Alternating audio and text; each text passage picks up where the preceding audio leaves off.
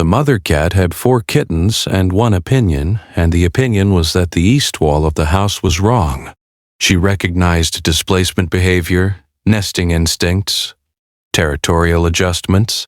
She recognized the difference between a cat that was anxious about her kittens and a cat that was informing her household of a specific environmental hazard. Butterscotch was doing the second thing. She moved the kittens on a Monday from the east corner of the nursery to the hallway bathroom. Patricia moved them back. Butterscotch retrieved them one by one and moved them again. On Wednesday, Butterscotch moved them to the guest room, which was on the west side of the house. The vet asked several questions about the cat's history, her behavior otherwise, whether the kittens seemed healthy. The vet suggested the displacement was likely environmental stress and recommended leaving the kittens where Butterscotch had placed them. On Thursday, Butterscotch moved them back to the nursery, where she had apparently reconsidered.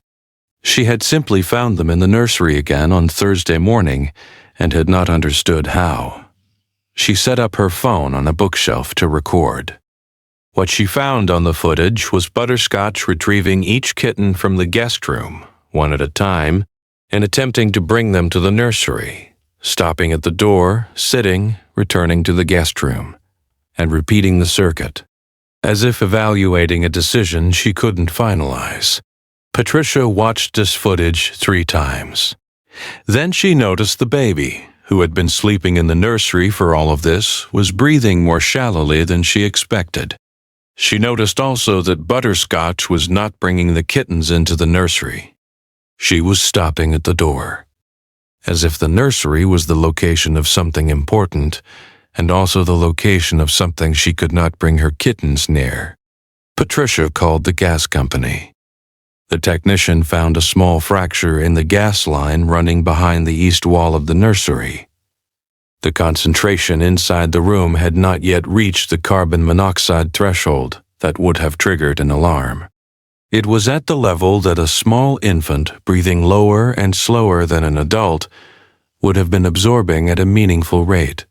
The technician showed Patricia where the fracture was. She stood in the nursery and looked at the east wall and then at the nursery door, where Butterscotch had been stopping each time. She thought about the mother cat making 17 circuits of the hallway, trying to hold 2 things at once: the need to be near the baby who smelled important, and the need to keep her kittens away from the air that smelled wrong, navigating it by circuit, arriving at the door repeatedly, stopping at the door repeatedly. This was the intelligence Patricia had been observing.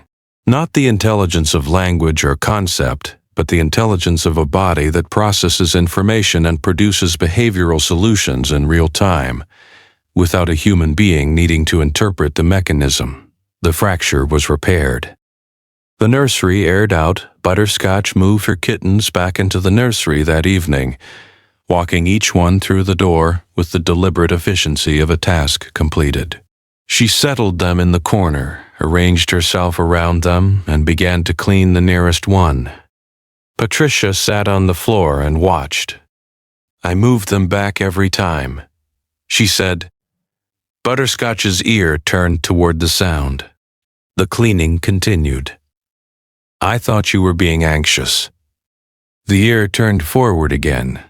Patricia thought about the difference between anxiety and information, about how many times she had interpreted information as anxiety because information was inconvenient and anxiety was explicable.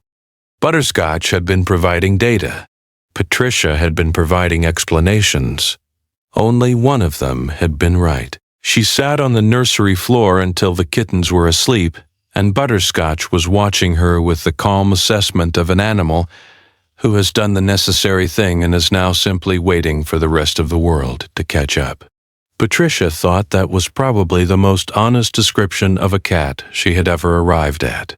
The family processed it in stages. First, the immediate relief of knowing, of having information where before there had been unease, and the particular discomfort of watching an animal do something unexplained. Second, the retrospective, the looking back through the days of behavior and reassigning meaning.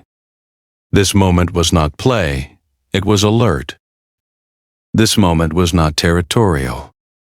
It was navigation. The rereading happened over dinner, over the drive home from the clinic, in the quiet of the nights that followed. Third, the question that did not have an answer, and that they found they did not need answered. How long had the cat known? Not known, detected, responded to, done the thing. The research existed. They found it in pieces over the following days. Studies on canine olfactory detection of blood glucose. Studies on animal alerting to seizure precursors. Documented cases of dogs identifying respiratory changes, cardiac events, bacterial infections, all before human instruments registered anything wrong. The mechanism in each case was the same. Chemical compounds that shift when physiology changes, compounds that exist in breath and skin, and the microscopic chemistry of a body doing something different than its normal operating state. A dog's nose contains roughly 300 million olfactory receptors. A human nose contains approximately 6 million. The math was simple. The implication was less simple.